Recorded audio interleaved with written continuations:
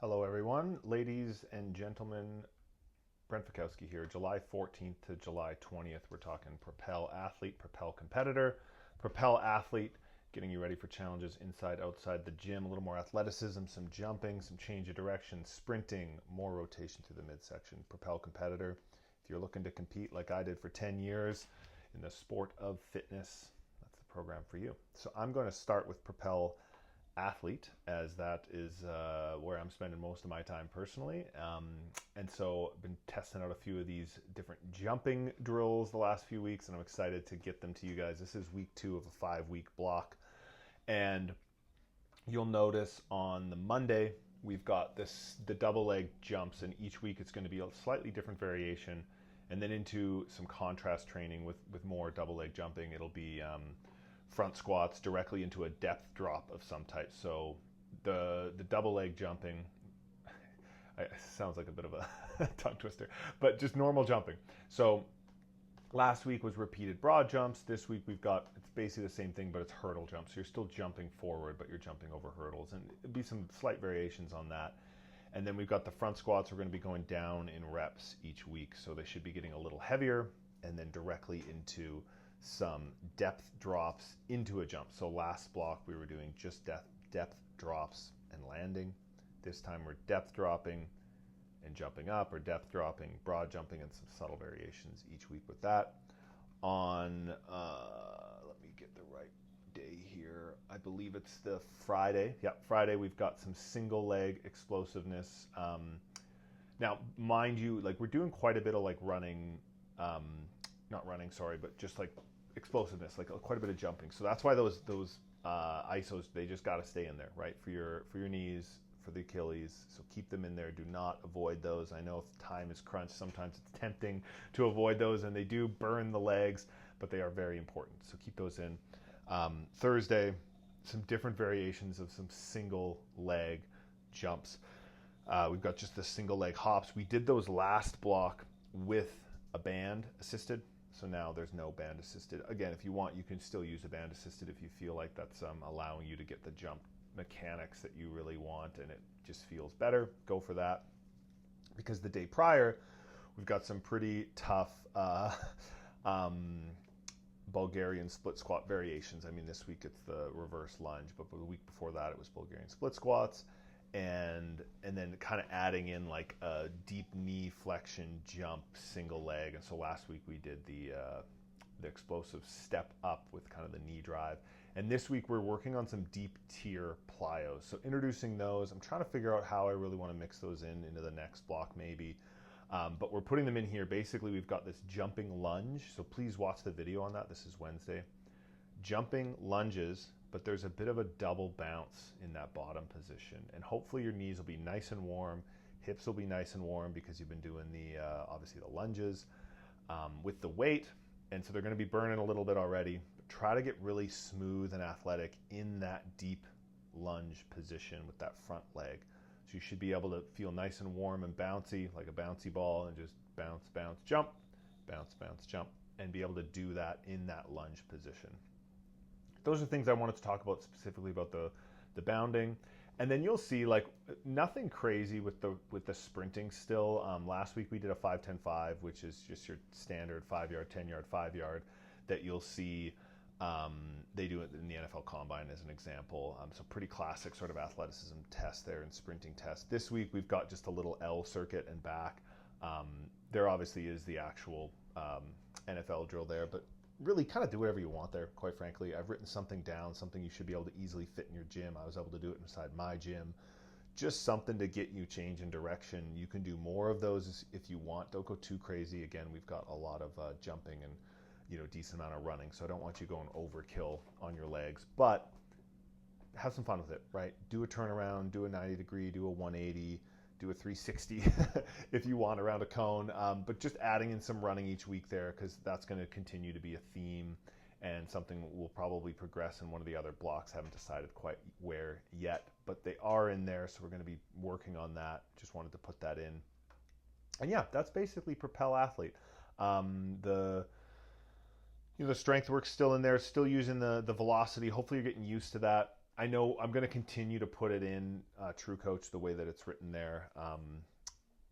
But you're going to get more and more familiar with bar speed. You probably don't have to film every single set. I like to. I find it fun. I find it keeps me honest with my bar speed and tracking and stuff. But if you don't want to track every single set, you're going to get a feel for, like this is the speed that it's supposed to be at, and these are sort of the weight ranges in these different types of movements. I know for me, I really struggle getting the speed up for deadlifts, but for things like power cleans and push presses and even back squats, I can go pretty fast. So yeah, that's pretty much that. And then I wanted to talk a bit about Propel Competitor. First thing is on Monday, we've got the long grinder workout. This week is with rowing, rope climb, sandbag, so lots of machines. The big thing with that is, especially if you're somewhere where it's hot, just try to stay present, right? Try to keep moving. When you're staring up at the rope and you're like, oh my gosh, I've just done one rope climb, I got 4 left, I'm really tired. Try to stay really focused in the moment. This workout's going to take a long time. But stay really focused in that moment, in your foot clamp. When you come down from the rope, have a deliberate timing. How many breaths am I going to take? Am I going to chalk my hands? All that sort of stuff. Really important to just stay present and not go and get water, change the music, whatever. This is a great opportunity to just stay present in a workout that is going to slip away from you. That's probably what it's going to feel like.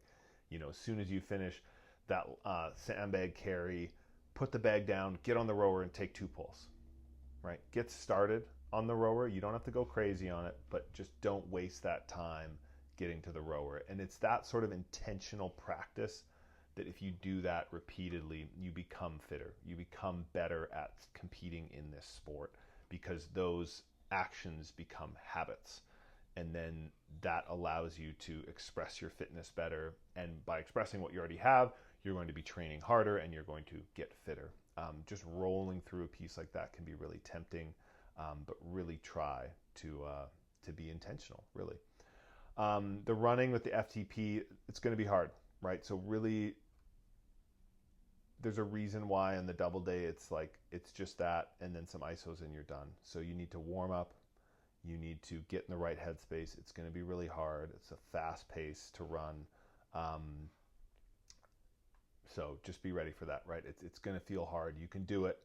This is like a pretty standard. This isn't something new that Jesse and I have whipped up. This is like an FTP, pretty classic, training block here for these 5 weeks. So all of these things are possible. They can be done, but some of them are going to be harder than others, right? They're going to be tough. Really try and hold to that pace, especially if you got that watch on you. That'd be great. If you're doing it on, treadmill as well, that works fine.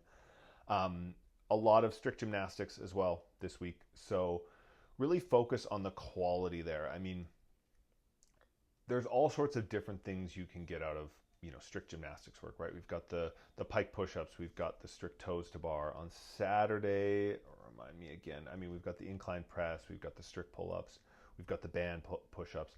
There's all these different, basically trying to get your upper body stronger, right? It's so important to be able to do high repetition with your upper body in this sport, whether it's push presses or thrusters and wall balls, or it's a lot of ring muscle-ups and pull-ups, handstand push-ups, handstand walks, burpees, you name it. Lots of upper body, just continuous work. So we need to have a strong upper body. With these movements, move with a lot of intention, right? Try not to just roll through them. Try to remember why you're doing this. And so what I would say in these is you're going to focus on like one of 2 things. Obviously, if there's a tempo, keep that tempo, please. If there isn't a tempo written, you're going to focus on one of 2 things. One, either doing the repetitions like really quickly, still high quality, still good positions, but really fast concentric and really fast eccentric and minimal pauses anywhere, because you do want to move fast in this sport. The other option is move as fast as possible, reasonably, like don't move slow, but ensure that you're really feeling the movement through the entire motion, right? So when you're doing the strict pull-up, you're pulling and you're making sure that you're really sensing that feeling in your lats and your back and your biceps, everything, in your grip even. And then on the way down, the same thing. Lowering fast, but just slow enough that you are controlling it. And that like mind-muscle connection and your ability to feel your body through that space is important. The same goes for a push-up, the same goes for the handstand push-up, ring row, whatever it is. Those are your two options. Like, one is to try to do it kind of recklessly fast while still having good technique, holding the right positions, because you do want to move fast. And I know, I guess for me, that's something I worked on in the last couple years of when I was competing, was realizing that I was a little too much in the other camp, where I would like to feel that eccentric to really know my body and where it was in space.